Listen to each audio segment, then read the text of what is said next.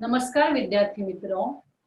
प्रतीक्षा नगर महानगरपालिका मराठी शाळा क्रमांक 1 सायन कोळीवाडा येथील मूळ शिक्षिका मी मानसी मोहन गावडे आपल्या या आजच्या ऑनलाईन क्लासमध्ये सर्वांचे मनपूर्वक स्वागत करत आहे. आजचा आपला तास आहे, विषय आहे गणित आणि घटक आहे वर्तुळ. वर्तुळाविषयी आपण बरीच माहिती घेतलेली आहे, सविस्तर माहिती घेतलेली आहे. आज आपल्याला शिकायचंय ते वर्तुळाचा परिघ आणि वर्तुळ कंस. वर्तुळ म्हणजे काय किंवा वर्तुळाचे घटक, वर्तुळाचा अंतर्भाग, वर्तुळाचा बाह्य भाग, वर्तुळ कसं काढणं, ह्या सगळ्या गोष्टी आपण शिकलेलो आहोत. आज आपल्याला बघायचं आहे तो वर्तुळाचा परिघ आणि वर्तुळ कंस. आता वर्तुळाचा परिघ म्हणजे काय आणि वर्तुळाचा परिघ मोजायचा कसा. आता इथे बघा मी काही आकृत्या काढलेल्या आहेत. आता पहिली आकृती मी काढली आहे ती रेषाखंडाची आकृती काढली. रेषाखंड, आपण या रेषाखंडाची लांबी कशी मोजू शकतो. आपण वर्तुळ काढलं, त्या वर्तुळामध्ये जीवा, त्रिज्या, व्यास, त्रिज्येची लांबी आपण मोजली आणि या सगळ्या लांबी आपण मोजपट्टीच्या सहाय्याने मोजल्या, बरोबर. मग तसंच रेषाखंडाची लांबी सुद्धा आपण मोजपट्टीच्या सहाय्याने मोजू शकतो. आता या ठिकाणी बघा, या रेषाखंडाची मला लांबी मोजायची आहे. ती लांबी मी कशी मोजेन तर मोजपट्टीच्या सहाय्याने मोजेन. या ठिकाणी तुम्ही या टोकापासून या टोकापर्यंतची लांबी मोजता. कशाच्या सहाय्याने मोजतो, मोजपट्टीच्या सहाय्याने, आणि सेंटीमीटर मध्ये ती आपण लांबी लिहत असतो. तसंच इथे मी कोनाची आकृती काढली. आता या कोनाचं मला माप मोजायचं आहे. या कोनाचं मला माप मोजायचं आहे. कोण कोणता आहे, कोण ए बी सी. कोणता कोण मी काढलेला आहे बघा, कोण ए बी सी किंवा कोण सी बी ए. या कोनाचं मला माप मोजायचंय आणि हे माप मोजण्यासाठी कंपास पेटीतलं साधन वापरतो आणि त्या साधनाचं नाव आहे कोनमापक. आपण हे शिकलेलो आहोत की कोनमापकाच्या सहाय्याने आपण दिलेला कोन मोजतो किंवा दिलेल्या मापाचा कोन काढतो. म्हणजे इथे जर सरळ रेषा असेल तर आपण मोजपट्टीच्या सहाय्याने त्याची लांबी मोजतो. इथे कोन दिलेला असेल तर कोनमापकाच्या सहाय्याने आपण तो कोन मोजतो. पण या ठिकाणी जर वर्तुळ दिलेलं असेल किंवा वर्तुळाकार एखादी आकृती असेल तर मग त्याची लांबी आपण कशी मोजणार. या ठिकाणी इथे आपण पट्टीने तर त्याची लांबी मोजू शकत नाही, हो की नाही. या ठिकाणी ही सरळ रेषा होती म्हणून आपण पट्टीने लांबी मोजली. हा कोन होता म्हणून कोनमापकाच्या सहाय्याने आपण याचा कोन मोजला. कोन ए बी सी चा पण माप लिहिलं अंशामध्ये. पण जर हे या ठिकाणी इथे वर्तुळ आहे, त्याची कडा वर्तुळाकार आहे, तर अशा वस्तूंची लांबी आपण कशी मोजणार. तर हे बघा, या ठिकाणी मी तुम्हाला दाखवते. इथे हा माझ्याजवळ डबा आहे बघा, आणि या डब्याचा हा जो भाग आहे, ही जी कडा आहे ही कडा वर्तुळाकार आहे आणि याची लांबी मला मोजायची आहे. मग ती लांबी मी कशी मोजेन तर या ठिकाणी काय करायचं, या वर्तुळाकार कडेभोवती दोरा गुंडाळायचा. म्हणजे दोऱ्याचा फेर धरायचा आणि त्या दोऱ्याचं वर्तुळ तयार करायचं. बघू आपण या ठिकाणी मी करते बघा. इथे या वर्तुळाच्या डब्याला वर्तुळाकार कडेला मी दोरा गुंडाळला आणि हा दोरा जेवढा येईल बघा, याची दोन्ही टोकं या ठिकाणी मिळतात. ते केल्यानंतर दोरा आपण बाजूला काढायचा. दोरा आपण बघा, दोऱ्याला मी दोरा त्या डब्याभोवती गुंडाळला, दोऱ्याचं वर्तुळ तयार केलं आणि त्यानंतर मी दोरा बाजूला काढला आणि तो सरळ केला. आता या दोऱ्याची लांबी मोजायची. या दोऱ्याची लांबी तुम्ही कशी मोजणार तर मोजपट्टीच्या सहाय्याने. आता ही मोजपट्टी मी इथे काढलेली आहे बघा. आपल्या मोजपट्टीवरती सेंटीमीटर, एका बाजूला सेंटीमीटरच्या खुणा असतात, एका बाजूला इंचाच्या खुणा असतात. इथे मी सेंटीमीटर लिहिलेले आहेत. मग तुम्ही आपण या दोऱ्याची लांबी त्या मोजपट्टीच्या सहाय्याने मोजूया.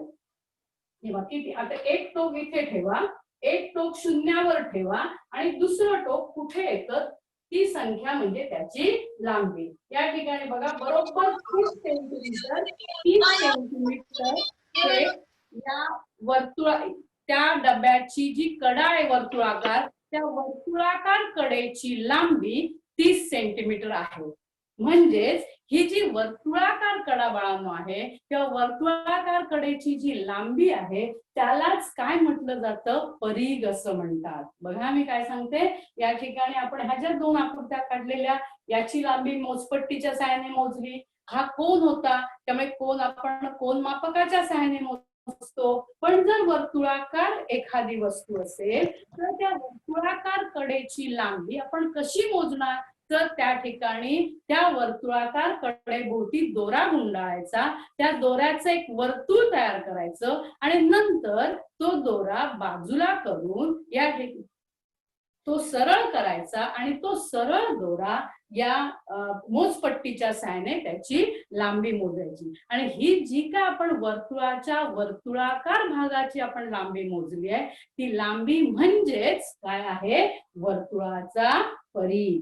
मग या ठिकाणी आपण वर्तुळाच्या परिघाची व्याख्या कशी करू शकतो, मी आता ह्या आकृत्या पुसते. बघा या आकृत्या पुसते मी. आता हा जो आहे वर्तुळाकार, ही जी कडा आहे, ही वर्तुळाकार कडा म्हणजेच काय आहे, वर्तुळाचा परीघ. आपण वर्तुळावरचे बिंदू म्हणत होतो, हे वर्तुळावरचे बिंदू म्हणजेच वर्तुळाच्या परिघावरचे बिंदू. मग आता वर्तुळाचा परीघ आपण व्याख्या कशी लिहू शकतो, वर्तुळाचा परीघ म्हणजे या वर्तुळाकार कडेच्या लांबीलाच काय म्हटलं जातं, परीघ असं म्हणतात. म्हणजे वर्तुळाच्या, आपण कसं लिहू शकतो,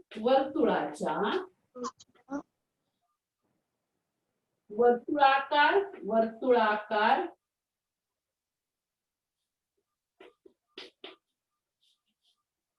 कडेच्या लांबीला परीघ असे म्हणतात. परीघ म्हणजे काय, आता कळलं तुम्हाला, परीघ असे म्हणतात. परीघ म्हणजे काय, ही जी वर्तुळाकार कडा आहे, या वर्तुळाकार कडेच्या लांबीलाच परीघ असं म्हणतात. मग आता या ठिकाणी कोणतीही जर तुम्हाला वर्तुळाकार घरामध्ये वस्तू असेल तर त्याचा परीघ आपण पट्टीच्या सहाय्याने मोजू शकतो. आता समजा या ठिकाणी वर्तुळाकार तुमच्याकडे रुमाल असेल, वर्तुळाकार रुमाल असेल, मी इथे ही वर्तुळाची आकृती पुसते. बघा वर्तुळाकार रुमाल आपल्याकडे असेल आणि या वर्तुळाकार रुमालाला मला लेस लावायची आहे. माझ्याकडे वर्तुळाकार रुमाल आहे आणि या वर्तुळाकार रुमालाला जर मला लेस लावायची असेल तर ती लेस मला किती सेंटीमीटर किंवा किती लांबीची लागेल हे काढण्यासाठी आपण काय करत असतो, ह्या वर्तुळाकार कडेची लांबी मोजतो, हो की नाही. तुम्ही याच्या अगोदर पण मोजलेली असेल वर्तुळाकार कडेची लांबी, पण या ठिकाणी जी वर्तुळाकार कडेची लांबी तुम्ही मोजत होता त्या लांबीलाच काय म्हटलं जातं, परीघ असं म्हणतात. आणि हा परीघच तुम्ही एवढे दिवस बाळांनो मोजत होता. मग आता समजा या रुमालाला मला लेस लावायची असेल तर मग आपण काय करतो, या वर्तुळाकार कडेची लांबी मोजतो म्हणजेच परीघ मोजतो आणि त्या प्रमाणामध्ये त्या जेवढी लांबी असेल तेवढीच आपण लेस घेतो आणि लावतो. म्हणजे या ठिकाणी परीघाचा उपयोग आपल्याला व्यवहारामध्ये कळत नकळत आपण करत असतो आणि ती लांबी मोजत असतो. पण आता तुमच्या लक्षात आली की याला काय म्हणतात, ही जी वर्तुळाकार लांबी आपण मोजतो ती लांबी म्हणजेच काय आहे, परीघ आहे. आता तुमच्या घरामध्ये जेवढ्या काय वस्तू असतील, वर्तुळाकार जेवढ्या वस्तू असतील त्या वर्तुळाकार वस्तूंचा तुम्ही आता काय मोजायचा, परीघ मोजायचा. आता आपल्या घरामध्ये कोणकोणत्या वस्तू असतात साधारण वर्तुळाकार, तर घड्याळ असतं, आईची बांगडी, या घड्याळाचा परीघ, ही जी वर्तुळाकार कडा, आता पुन्हा पुन्हा वर्तुळाकार कडा म्हणण्याची आता आवश्यकता नाही कारण आपल्याला कळलंय या कडेची लांबी म्हणजेच परीघ. मग या घड्याळाचा परीघ आपण मोजू शकतो कशाच्या सहाय्याने, दोरा त्याला वर्तुळाकार गुंडाळायचा आणि ते दोऱ्याचं जे वर्तुळ असेल ते वर्तुळ नंतर सरळ करायचं, तो दोरा सरळ करायचा आणि त्या दोऱ्याची लांबी मोजपट्टीच्या सहाय्याने मोजायची. म्हणजेच त्या वर्तुळाकार या ठिकाणी त्या वस्तूचा तो काय असेल, परीघ असेल. मग आपण अजून कुठे, आता ही बघा बाटली आहे, या बाटलीची ही जी खालची कडा आहे, ही कडा सुद्धा कशी आहे, वर्तुळाकार आहे. आणि अजून आपण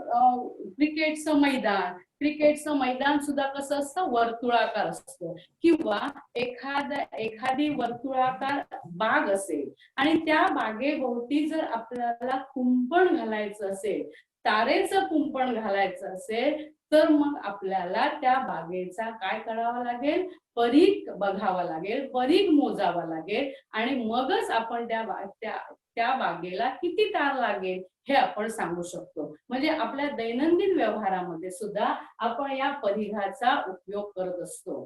तुम्ही बैलगाडी बघितली का बाळांनो? त्या बैलगाडीचं जे चाक आहे, त्या चाकावरती धातूची पट्टी लावलेली असते बघा. ते चाक लाकडाचं असतं आणि ते झडू नये, झीज त्याची होऊ नये म्हणून त्याच्यावरती धातूची पट्टी लावलेली असते. मग आता बैलगाडीचं चाक किती लांबीचं आहे, मग आता तो परत वर्तुळाकार झालं, त्याचा आपल्याला काय बघावं लागेल, परीघ बघावं लागेल. आणि त्या बैलगाडीच्या चाकाचा जेवढा परीघ असेल तेवढी त्याच्यावरती आपल्याला तेवढ्या लांबीची धातूची पट्टी बसवावी लागेल. म्हणजे या ठिकाणी वर्तुळाचा परीघ म्हणजे काय तुम्हाला कळलं, वर्तुळाकार कडेची लांबी म्हणजेच परीघ. आपण बघा किती व्याख्या बघितल्या, जीवा, त्रिज्या, त्यानंतर व्यास, आणि आज आपण नवीन काय शिकलोय, तर वर्तुळाचा परीघ. या ठिकाणी वर्तुळाकार कडेच्या लांबीलाच वर्तुळाचा परीघ असं म्हणतात. आता त्यानंतर आपण काय बघूया, वर्तुळ कंस. आता वर्तुळाचा परीघ, एक मिनिट, आता आपल्याला बघायचं आहे वर्तुळ कंस. वर्तुळ कंस म्हणजे काय, तर इथे बघा माझ्याकडे ही बांगडी आहे. या बांगडीचा आकार बघा वर्तुळाकार आहे. या बांगडीचा आकार वर्तुळाकार आहे. समजा या बांगडीचे मी 2 तुकडे केले. या बांगडीचे मी 2 तुकडे केले. करून दाखवते बघा मी. हे बघा, या बांगडीचे मी 2 तुकडे केले. पहिल्यांदा बांगडी कशी होती, वर्तुळाकार बांगडी होती, बरोबर. आणि या बांगडीचे मी 2 तुकडे केले, त्यावेळी मला 2 भाग मिळाले बघा. बांगडीचे 2 भाग झाले, एक भाग असा आणि एक भाग असा. आणि यालाच आपण, या प्रत्येक भागाला आपण काय म्हणतो माहितीये, वर्तुळ कंस. तुम्ही पण कंसात बघा, एखादी वस्तू, एखादा शब्द आपण कंसात लिहितो आणि त्यावेळी आपण त्याला काय म्हणतो, कंस म्हणतो. मग तसंच ही जर बांगडी मी तोडली तर त्याचे 2 भाग होतात आणि या प्रत्येक भागाला काय म्हटलं जातं, वर्तुळ कंस असं म्हणतात. हा जो भाग दिसतोय हा काय आहे, वर्तुळ कंस. आपण वर्तुळाची आकृती काढून बघू म्हणजे तुमच्या अजून लक्षात येईल.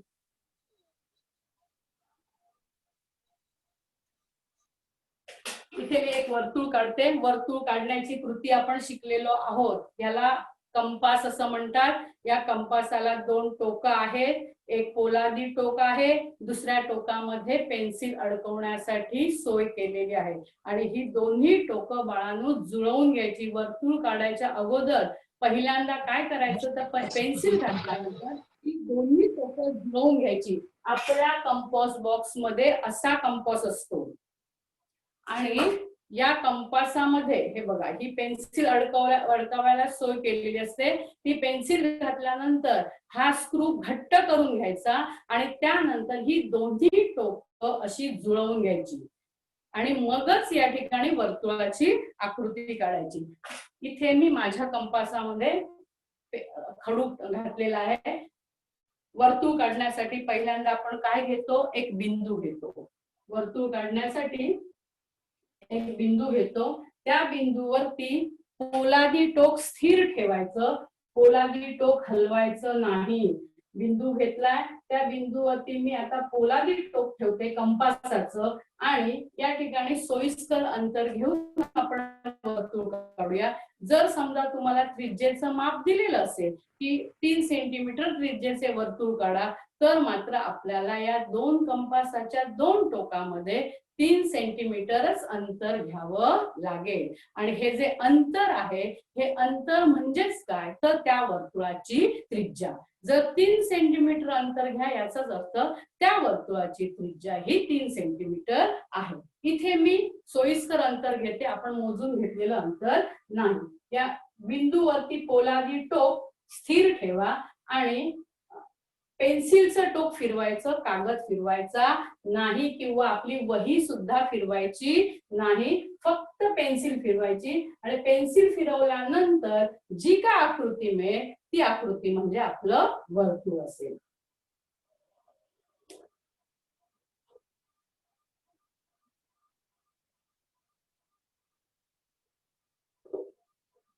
आणि भौमितिक आकृती काढताना पेन्सिल एकदाच फिरवायची, पेन्सिल पुन्हा पुन्हा गिरवायची नाही. हा बिंदू आहे आणि या बिंदूलाच आपण म्हणतो वर्तुळाचा केंद्रबिंदू. आता या वर्तुळाच्या परिघावर किंवा वर्तुळावरती मी कोणतेही दोन बिंदू घेते. बघा, इथे एक बिंदू घेते, या बिंदूला नाव देऊया ए. आणि इथे बिंदू घेते, त्या बिंदूला नाव देऊया बी.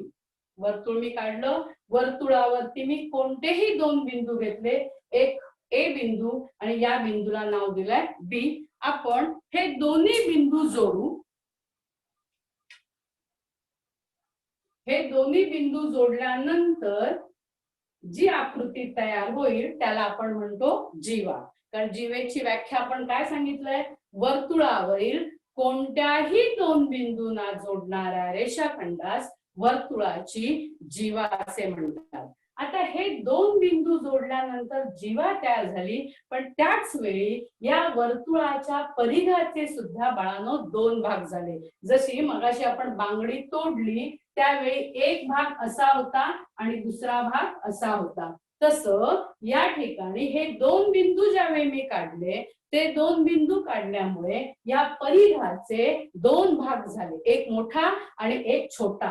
इथे बघा, हा जो भाग आहे परिघाचा हा मोठा आणि हा जो भाग झालाय तो छोटा. हे जे दोन भाग आहेत या दोन भागांनाच काय म्हटलं जातं, वर्तुळ कौस असं म्हणतात. जसं आपण परिघाची व्याख्या केली की वर्तुळाकार लांबीला परिघ असं म्हटलं जातं, वर्तुळाकार लांबीला परिघ म्हणतात, तसं या ठिकाणी परिघाला आपण परिघाचे दोन भाग केले, बांगडी तोडली किंवा या ठिकाणी आता आपण बिंदू घेतले आणि बिंदू घेतल्यामुळे ह्या एका वर्तुळाचे दोन भाग झालेले आहेत. वर्तुळाच्या या परिघाचे दोन भाग झाले आणि जेव्हा हे दोन भाग होतात तेव्हा त्या भागांनाच काय म्हटलं जातं, वर्तुळ कौस असे म्हणतात. म्हणजे आपण व्याख्याची कशी तयार करू शकतो की वर्तुळाच्या छोट्या मोठ्या किंवा वर्तुळाच्या भागांना काय म्हटलं जातं, वर्तुळ कौस असे म्हणतात. आता हा बघा, हा कौस आहे मोठा आणि हा कौस आहे लहान. आपण मोठ्याला शब्द दिलेला आहे विशाल, हो की नाही, मोठा असला की विशाल, म्हणून याला आपण विशाल कौस आणि याला आपण लघु कौस असं, लहान आहे म्हणून लघु कौस असंही म्हणू शकतो. पण या कौसाला नाव कसं देतात बघा, जसं आपण रेषाखंडाला नाव दिलं किंवा कोणाला नाव दिलं तसं या कौसाला सुद्धा नाव देता येतं किंवा नाव द्यायचं. आता मी इथे ए आणि बी बिंदू घेतले, हा एक कौस तयार झाला आणि हा दुसरा कौस तयार झाला, पण मी असं म्हटलं कौस ए बी. मी फक्त असं लिहिलं, समजा मी असं लिहिलं कौस ए बी. आता कौस ए बी जर मी लिहिलं तर कोणता कौस समजणार आहे, कारण ही दोन टोकं आहेत कौसाची, पूर्ण हा कौस आहे आणि या कौसाची ए आणि बी ही दोन टोकं आहेत आणि याही कौसाची ए आणि बी ही दोन टोकं आहेत. मग जर समजा मी म्हटलं कौस ए बी, तर कौस ए बी त्याने आपल्याला हा कौस आहे की हा कौस आहे हे कळणार नाही. आणि हे समजण्यासाठी बाळांनो या ठिकाणी अजून एक बिंदू घेतला जातो. आता मला समजा हा मोठा कौस किंवा विशाल कौस वाचायचा आहे, मग या इथे मी पी हा एक बिंदू घेतला, तर मग मी या कौसाचं नाव कसं वाचू शकेन, कौस ए पी आणि बी. कौस ए पी बी म्हणजे कौसाचं नाव सुद्धा 3 अक्षरी वाचतात. जसं कोणाचं नाव 3 अक्षरी वाचतात तसंच कौसाचं नाव सुद्धा 3 अक्षरी वाचतात. आणि या ठिकाणी ते कसं वाचलं जातं? कौस ए पी बी. मग ज्यावेळी मी म्हणेन कौस ए पी बी त्यावेळी आपल्या लक्षात येतं की ए पी बी म्हणजे हा कौस आहे. मग कौस ए पी आणि बी. त्यानंतर इथे मी नाव देते बघा क्यू. आता मला हा कौस वाचायचा आहे. ही कौसाची 2 टोकं आहेत. शेवटची 2 टोकं ही ए आणि बी आहे. मग हा कौस मी कसा वाचणार? हा जो लघु कौस आहे तो कौस ए क्यू बी असंही वाचू शकते. कौस बी क्यू ए असंही वाचू शकते. शेवटी 2 टोकं 2 बाजूला आणि हा बिंदू मध्ये. मग आता हा जो छोटा कौस आहे किंवा लघु कौस आहे हा लघु कौस मी कसा वाचते बघा. कौस ए क्यू आणि ए क्यू बी. जसं आपण कोणाची 3 अक्षरी वाचलेली आणि कोण मात्र कोणाचा शिरोबिंदू मध्ये ठेवत होतो आणि 3 अक्षरी कोण वाचत होतो तसाच या ठिकाणी सुद्धा कौस वाचताना कौसाची जी 2 टोकं आहेत ती 2 बाजूला राहतील आणि मध्ये कोणताही एक बिंदू असेल. आणि तो कौस आपण कसा वाचणार? ए क्यू बी किंवा बी क्यू ए. वर्तुळ कौस म्हणजे काय ते कळलं तुम्हाला आता? परिघाच्या छोट्या मोठ्या किंवा परिघाच्या 2 भागांना काय म्हटलं जातं? वर्तुळ कौस. कारण हे 2 बिंदू घेतले. जेव्हा आपण वर्तुळावरती 2 बिंदू घेतो त्या 2 बिंदूंमुळे वर्तुळाच्या परिघाचे 2 भाग होतात. आता समजा मी पुढची आकृती काढून दाखवते. या ठिकाणी 2 बिंदू घेतल्यामुळे वर्तुळाचे 2 भाग झाले किंवा त्या परिघाचे 2 भाग झाले. एक भाग मोठा होता आणि दुसरा भाग छोटा होता आणि या 2 भागांनाच काय म्हटलं जातं? वर्तुळ कौस असं म्हणतात. आणि वर्तुळ कौस हे नेहमी 3 अक्षरी वाचायचं असतं किंवा वर्तुळ कौसाला 3 अक्षरी नाव द्यायचं असतं. आणि हे 3 अक्षर कोणती?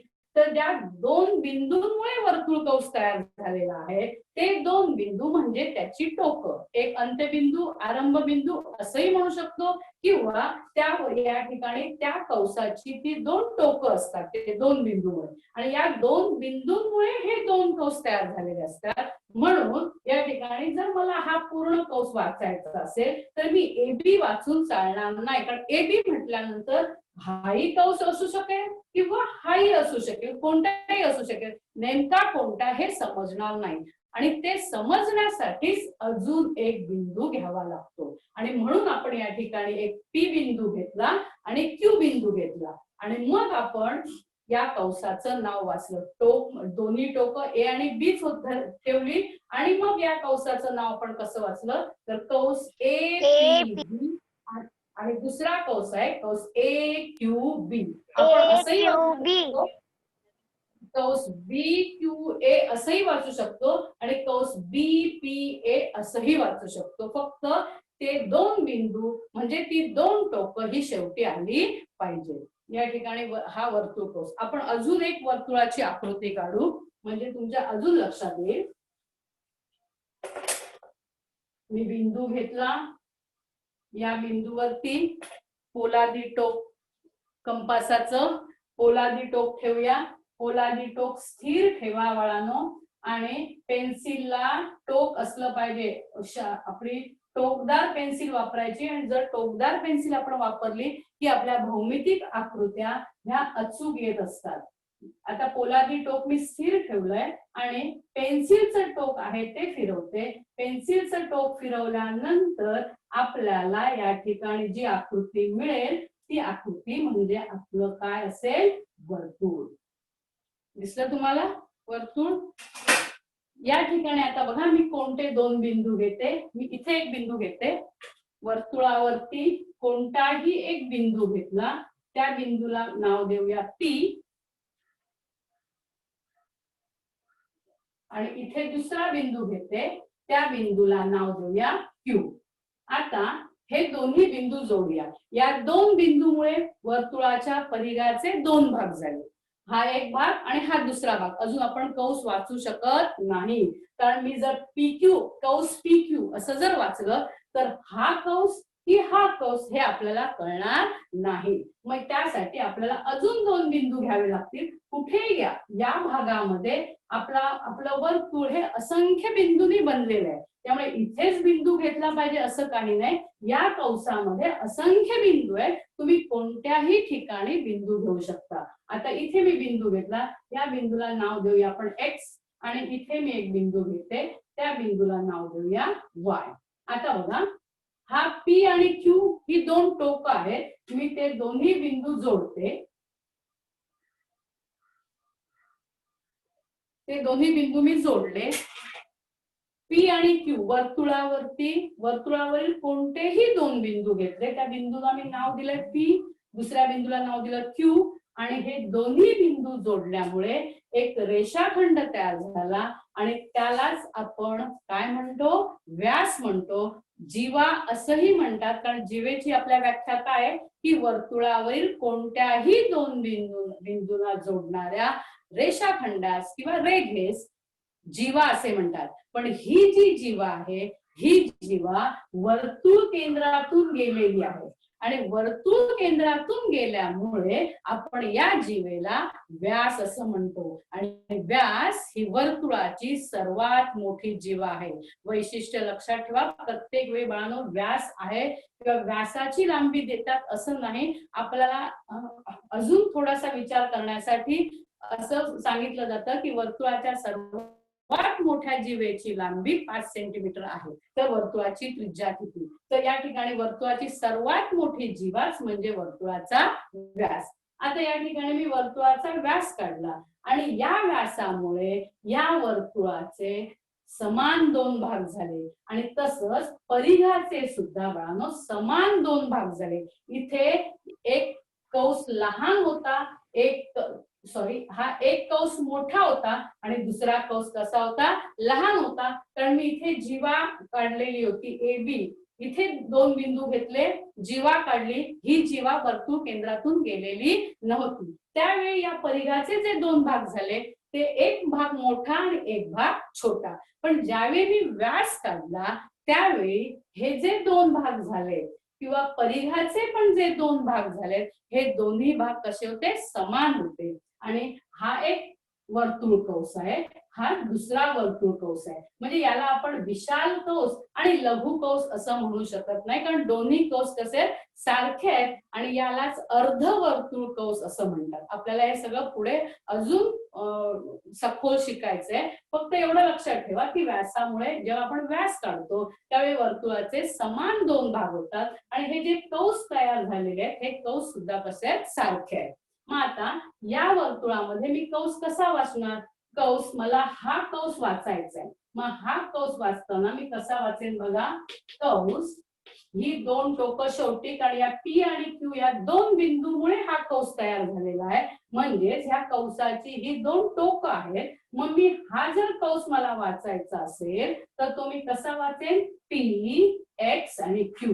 कसा वाचेन, कौस P X आणि Q. भूमितीमध्ये ज्या आकृतीला तुम्ही नाव देता त्या आकृतीचं नाव इथे लिहिणं खूप आवश्यक आहे.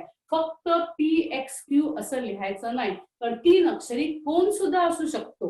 म्हणून आता आपण कौसाचं नाव लिहिलंय, मग इथे कौस हा शब्द लिहिणं खूप आवश्यक आहे आणि तो लिहिलाच पाहिजे. वाचताना सुद्धा फक्त PXQ म्हणायचं नाही बाळांनो, तर कौस PXQ असंच वाचायचं. मग आता आपण हा कौस वाचला, कौस PXQ हा कौस वाचला. आता मला हा कौस वाचायचा आहे. पुन्हा ही 2 टोकं आहेत आणि या 2 बिंदूंमुळेच हा कौस तयार झालेला आहे. मग मी हा कौस कसा वाचेन, तर कौस इथे कौस PYQ, PY आणि Q. हा आपला दुसरा कौस. कौस म्हणजे कळलं तुम्हाला आता? परिघाचे जे दोन भाग होतात दोन बिंदूंमुळे, आणि परिघाच्या या छोट्या मोठ्या भागांनाच वर्तुळ कौस असं म्हटलं जातं.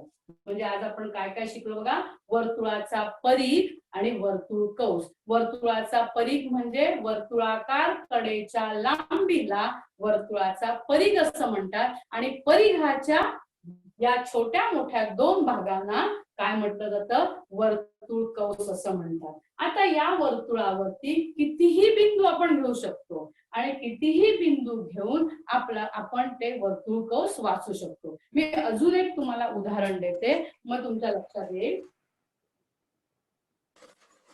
आपण उदाहरण घेऊया, वर्तुळ काढू आणि मग ते त्या उदाहरणावर तुमच्या जास्त लक्षात येईल.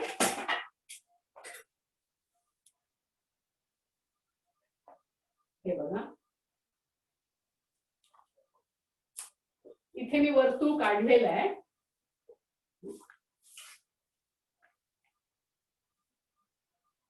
इथे मी वर्तुळ काढले बघा, आणि या वर्तुळावरती मी किती बिंदू दिलेत बघा. इथे एस बिंदू, प्रत्येक वेळी बिंदू जोडलेच पाहिजे असं नाही. आता तुम्हाला त्या बिंदू म्हणजे त्या वर्तुळ कौसाची टोकं कळली. आता आपण जेव्हा वर्तुळ काढलेलं तेव्हा बिंदू घेतले, ते बिंदू जोडून आपण रेषाखंड तयार केला. पण वर्तुळ कौस जर वाचायचा असेल किंवा वर्तुळ कौस लिहायचा असेल तर प्रत्येक वेळी बिंदू जोडण्याची आवश्यकता नाही. आपल्याला दोन टोकं मिळाली किंवा त्या दोन बिंदूंमुळे कौस तयार झाला हे समजलं की आपण कौस लिहू शकतो. इथे मी वर्तुळ काढलेलं आहे, या वर्तुळावरती मी बघा अनेक बिंदू घेतले.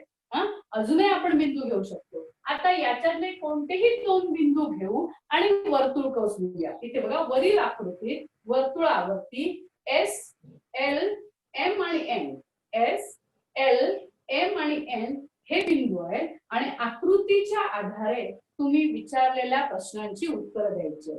इथे आकृती तुम्हाला दाखवलेली आहे, या आकृतीवरती मी बिंदू घेतलेले आहेत आणि याच्यावरून तुम्हाला वेगवेगळे प्रश्न विचारले जातात किंवा वेगवेगळे आपण वर्तुळ कौस लिहू शकतो. आता आपण बिंदू एस आणि एम, बघा मी कोणते दोन बिंदू घेतले, बिंदू एस आणि बिंदू एम, या दोन बिंदूंमुळे कोणते वर्तुळ कौस तयार झाले. प्रत्येक वेळी रेषाखंड जोडण्याची गरज नाही. इथे एस बिंदू आहे, इथे एम बिंदू आहे, तुम्ही मनातल्या मनात हे दोन बिंदू जर जोडले तर हा रेषाखंड तयार होईल, बरोबर ना. आणि या ठिकाणी ही दोन टोकं धरली तर वर्तुळाचे दोन भाग कोणते झालेले आहेत, हा एक भाग आणि हा दुसरा भाग, बरोबर ना. आणि म्हणजेच हे दोन काय आहेत, वर्तुळ कौस. मग आपण ते वर्तुळ कौस कसे लिहू शकतो बघा. मी कोणते दोन बिंदू घेतले बघा, बिंदू, मी काय पहिला प्रश्न विचारला तुम्हाला, बिंदू एस व बिंदू एम, बिंदू एस व बिंदू एम या दोन बिंदूंमुळे झालेले वर्तुळ कौस सांगा किंवा वर्तुळ कौस वाचा. आता बिंदू एस आणि बिंदू एम हे दोन बिंदू आहेत, या दोन बिंदूंमुळे हा एक वर्तुळ कौस तयार झाला. मग हा वर्तुळ कौस मी कसा वाचेन, कौस एस, एल आणि एम, मी कसा वाचेन, कौस एस, एल आणि एम. त्यानंतर या ठिकाणी हा दुसरा कौस, हे दोन बिंदू असल्यामुळे हा एक कौस आणि हा दुसरा कौस. मग हा कौस मी कसा वाचणार, एस, एन आणि एम. दुसरा कौस कसा वाचेल, कौस एस, बघा एस, एन आणि एम. समजलं तुम्हाला. आता कोणते दोन बिंदू घेतलेले, एस आणि एम हे दोन बिंदू घेतलेले, म्हणजे ही दोन टोकं झाली कौसाची, आणि ह्या दोन बिंदूंमुळे हा एक कौस तयार झाला आणि हा दुसरा कौस तयार झाला, बरोबर ना. आता समजा आपण अजून वेगळे कोणते दोन बिंदू घेऊया, एल आणि एन. आता कोणते घेऊया, एल आणि एन. आता बघा मी बिंदू कोणते घेते, बिंदू एल व बिंदू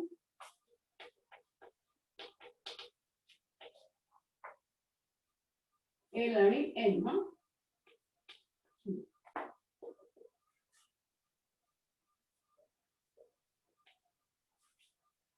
एल आणि एन हे दोन बिंदू घेतले, पुन्हा मी तुम्हाला सांगितलं प्रत्येक वेळी रेषाखंड जोडण्याची गरज नाही, आपल्याला टोकं मिळालेली आहेत, 2 बिंदू मिळाले, या 2 बिंदूंमुळे या ठिकाणी या वर्तुळाचे किंवा परिघाचे 2 भाग झालेत, एल आणि एन हे 2 बिंदू आहेत, त्यामुळे हा एक भाग आणि हा दुसरा भाग, आणि या भागांनाच आपण काय म्हणतो, वर्तुळ कंस. म्हणजे या 2 बिंदूंमुळे 2 कंस तयार झालेले आहेत, हा एक कंस आणि हा दुसरा कंस. मग आता हे 2 बिंदू, मग मी हा कंस कसा वाचणार, कंस एल एम एन. बघा पहिला कंस मी कसा वाचेल, कंस L M N, L M N. त्यानंतर दुसरा कंस, हा कंस झाला, आता दुसरा कंस मी कसा वाचेल, या ठिकाणी एल एस आणि एन, कंस एल एस आणि एन. मग या ठिकाणी आता आपण बिंदूंवरून कंस लिहिले, पण समजा मी कंस वाचला तर तुम्हाला तो कंस सुद्धा इथे दाखवता आला पाहिजे. आता या ठिकाणी कंस एल एम एन असं लिहिलेलं आहे, म्हणजे आपल्याला शेवटची टोकं कळली. कंस एल एम एन, या कंसामध्ये एल आणि एन या 2 बिंदूंमुळे हा कंस तयार झालेला आहे, म्हणजे हे एल आणि एन ही 2 टोकं आहेत, बरोबर ना. म्हणजे या ठिकाणी हा कंस वाचल्यानंतर आपल्याला लगेच लक्षात येतं की एल आणि एन हे 2 बिंदू आहेत, या 2 बिंदूंमुळे हा कंस तयार झाला, ही 2 टोकं आहेत म्हटल्यानंतर हा एक कंस असेल आणि हा दुसरा कंस असेल. त्यामुळे कंस वाचताना नीट लक्ष द्यायचं, आणि कंस हा 3 अक्षरीच लिहायचा, वाचन पण 3 अक्षरी, लेखन पण 3 अक्षरी. कंस जर लिहून दिला असेल तर आपल्याला ते बिंदू सुद्धा या वर्तुळावरती देता आले पाहिजे.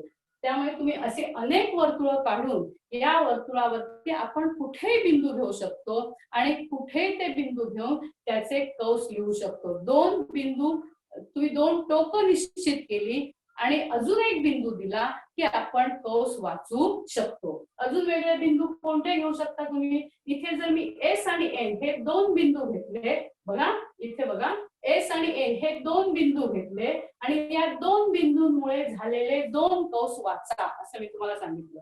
एस आणि एन हे 2 बिंदू मी घेतलेले आहेत, या 2 बिंदूंमुळे एका वर्तुळाचे 2 कंस तयार झाले. पण आता ते वाचा जर मी म्हटलं तर कसं वाचणार तुम्ही, या ठिकाणी मी बिंदू दिलाय का, या एस आणि एन मी म्हणेन कंस एस एन, आपण 2 अक्षरी तर कंस वाचत नाही, कंस वाचण्यासाठी 3 अक्षराची आवश्यकता आहे, हो की नाही. मग इथे बिंदू आहे, आता हा कंस, आता इथे 4 बिंदू झाले म्हणून 4 अक्षरी कंस वाचायचा नाही. इथे एस आणि एन ही शेवटची 2 टोकं आहेत, त्यामुळे एस आणि एन 2 शेवटीच राहणार, पण यापैकी तुम्ही एल किंवा एम एक कोणता तरी एक बिंदू घेऊन हा कंस वाचू शकता. म्हणजे एस एम एन हा असा कंस वाचू शकता किंवा एस एल एन असाही जरी वाचला तरी तो कंस हा इथेच निश्चित होतो. पण मला जर हा कंस वाचायचा असेल तर मला इथे अजून एक बिंदू द्यावा लागेल आणि तो बिंदू आपण इथे देऊया. हे बघा, त्या बिंदूचं नाव देऊया आपण टी. बघा मी काय सांगितलं तुम्हाला, त्या ठिकाणी कोणते 2 बिंदू घेतलेले, एस आणि एन हे 2 बिंदू घेतलेले होते आणि या 2 बिंदूंमुळे या ठिकाणी हा एक वर्तुळ कंस तयार झालाय आणि हा दुसरा वर्तुळ कंस तयार झाला. पण हा वर्तुळ कंस वाचण्यासाठी माझ्याकडे पहिल्यांदा बिंदू नव्हता लिहिलेला, म्हणून मी तो काय केला, बिंदू लिहिला. कारण एस एस कंस एस एन असं आपण कधी वाचत नाही, तो निश्चित समजण्यासाठी आपल्याला 3 बिंदूंची आवश्यकता असते. त्यामुळे मी इथे कोणता बिंदू लिहिला, पी बिंदू लिहिला. मग आता हा कंस आपण कसा वाचू शकतो, एस पी एन, आणि इथे 4 बिंदू आहेत म्हणून आपण 4 बिंदू घेऊन कंस वाचायचा का, तर नाही, कंस हा नेहमी 3 अक्षरीच वाचायचा. ते 2 बिंदू, ज्या 2 बिंदूंमुळे कंस तयार झालेला आहे ते 2 बिंदू म्हणजे त्यांची 2 टोकं, त्या कंसाची 2 टोकं. मग या ठिकाणी एस आणि एन ही 2 टोकं झाली. मग यापैकी एक कोणताही बिंदू तुम्ही घेऊन 3 अक्षरी नाव लिहू शकता, एस एल एन, किंवा आपण असंही सांगू शकतो एस एम एन. जरी एस एम एन लिहिला तरी तुमचा हाच कंस निश्चित होतो. समजलं तुम्हाला वर्तुळ कंस कसा लिहायचा आणि वर्तुळ कंसाचं वाचन कसं करायचं. या ठिकाणी आपण आपलं वर्तुळ हा पाठ संपलेला आहे. उदाहरण संग्रह 31 मध्ये आपल्याला बरीच अशी वर्तुळ दिलेली आहेत आणि या वर्तुळावरती बिंदू घेतलेले आहेत आणि त्या ते बिंदू घेऊन तुम्हाला वेगवेगळे वर्तुळ कंस लिहायचे. अजून एक गोष्ट तुम्हाला मी सांगते, आपण वर्तुळाचा परिघ दोऱ्याने मोजला.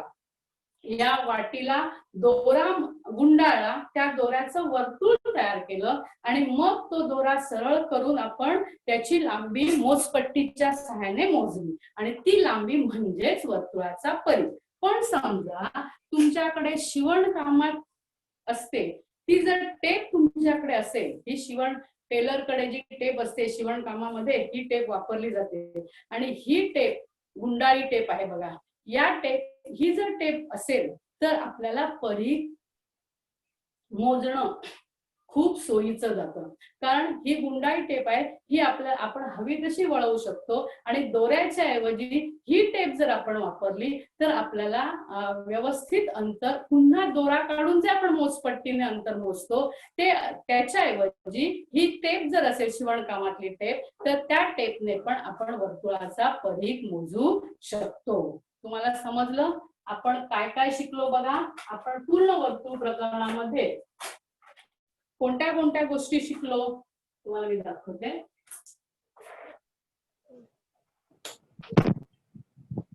वर्तुळाचा परिघ, वर्तुळ कंस. वर्तुळ कंस. आज आपण काय शिकलो? वर्तुळाचा परिघ आणि वर्तुळ कंस. पण वर्तुळाचा धडा सुरू केल्यापासून आपण कोणत्या कोणत्या गोष्टी शिकलो? वर्तुळ म्हणजे काय, या सगळ्या वर्तुळाचे भाग शिकलो.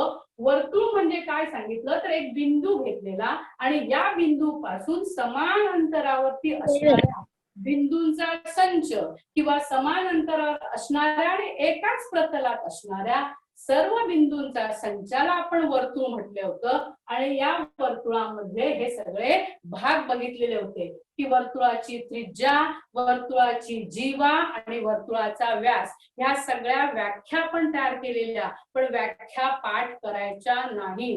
ह्या व्याख्या तुम्ही स्वतः लिहायच्या, कारण या ठिकाणी आकृती तुम्हाला येते. आता समजा मला जीवेची व्याख्या लिहायची असेल तर मी कशी लिहेन, तर वर्तुळावर आता mn ही जीवा आहे, mn ही जीवा आहे, मग ही जीवा होण्यासाठी मी वर्तुळावरचे कोणतेही दोन बिंदू घेतले, बरोबर ना.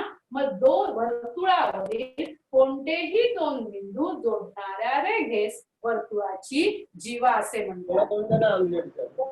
केंद्रातून जाणाऱ्या जीवेला व्यास असं, वर्तुळाचा व्यास असं म्हणतात. आणि वर्तुळाचा केंद्रबिंदू आणि वर्तुळावरील कोणताही बिंदू यांना जोडणाऱ्या रेषाखंडास वर्तुळाची त्रिज्या असं म्हणतात. त्यामुळे आता लक्षात ठेवा, वर्तुळ जेव्हा शब्द येईल त्यावेळी वर्तुळ म्हटल्यानंतर वर्तुळाचे सगळे भाग तुमच्या डोळ्यासमोर आले पाहिजे.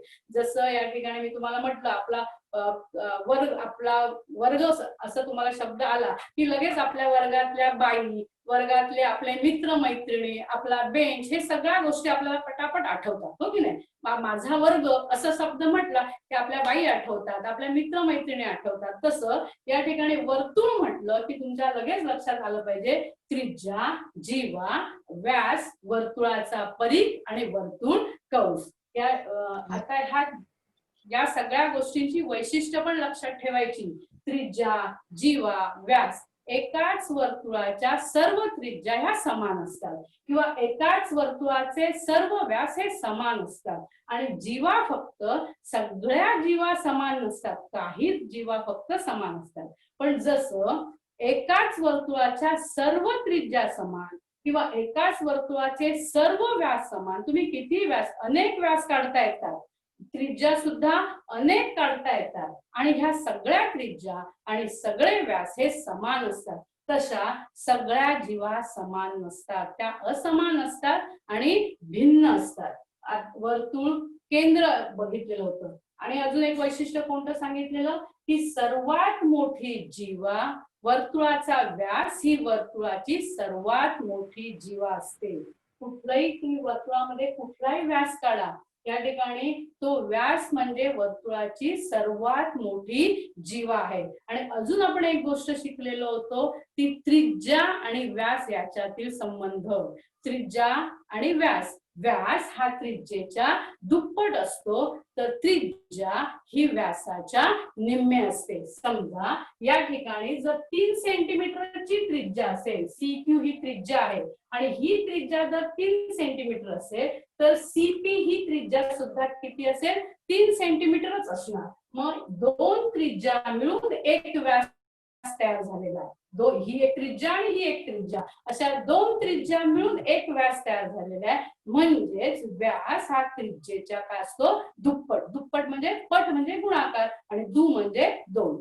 2 ने गुणल्यानंतर आपल्या त्रिज्येला जेव्हा आपण 2 ने गुणू त्यावेळी आपल्याला काय मिळणार आहे, व्यास मिळणार आहे. मग ह्या सगळ्या गोष्टी तुम्ही लक्षात ठेवा आणि त्याची वैशिष्ट्य लक्षात ठेवा, कारण वैशिष्ट्यावरून आपल्याला सगळी उदाहरणं सोडवायची असतात. आणि वर्तुळ काढण्यासाठी कोणतं साधन वापरलं जातं तर कंपास पेटीतलं कंपास हे साधन वापरलं जातं. आणि त्या कंपासाच्या 2 टोकांमध्ये अंतर म्हणजेच त्या वर्तुळाची काय आहे, त्रिज्या आहे. आणि त्या त्रिज्येच्या दुप्पट काय असतो, व्यास असतो. आणि आज आपण बघितलं ते वर्तुळाचा परिघ आणि वर्तुळ कंस. परिघ म्हणजे या ठिकाणी वर्तुळाकार कडेची लांबी म्हणजे वर्तुळाचा परिघ आणि त्या परिघाचे जेव्हा आपण 2 भाग करतो त्या प्रत्येक भागाला काय म्हटलं जातं, वर्तुळ कंस असं म्हणतात. तेव्हा आज तुम्ही उदाहरण घरी गेल्यानंतर उदाहरण संग्रह 31 सोडवायचं आहे. या 31 मध्ये तुम्हाला वेगवेगळी वर्तुळ दिलेली आहेत. त्या वर्तुळावरती बिंदू दिलेले आहेत आणि तुम्ही ते वर्तुळ कंस लिहायचे. तसंच तुमच्या घरातल्या सगळ्या वर्तुळाकार कडा असलेल्या ज्या वस्तू असतील त्या वस्तूंचा तुम्ही काय मोजायचा आहे, परिघ मोजायचा आहे, तो वहीत लिहायचा आहे आणि त्याचा फोटो काढून तुमच्या बहिणींना दाखवायचा आहे. तुम्हाला वर्तुळ हा पाठ समजला का बाळांनो? धन्यवाद. आज तुम्ही छान कार्य केलं, छान व्यवस्थित तुम्ही सगळं ऐकून घेतलं. तुम्हाला हा धडा समजला, वर्तुळ समजलं तुम्हाला? वर्तुळाचे भाग समजले आणि तुम्ही वर्तुळ काढण्याचा सराव करायचा. दिलेल्या त्रिज्येचं वर्तुळ काढण्याचा सराव करायचा. आणि गणितामध्ये बाळा सरावाची खूप आवश्यकता आहे. जेवढा सराव तुम्ही जास्त कराल तेवढं तुम्ही उदाहरण जलद गतीने आणि अचूक सोडवू शकता. आणि म्हणून वर्तुळ काढण्याचा सुद्धा खूप सराव करायचा आणि खूप सराव केला की आपण सहज वर्तुळ काढू शकतो. धन्यवाद.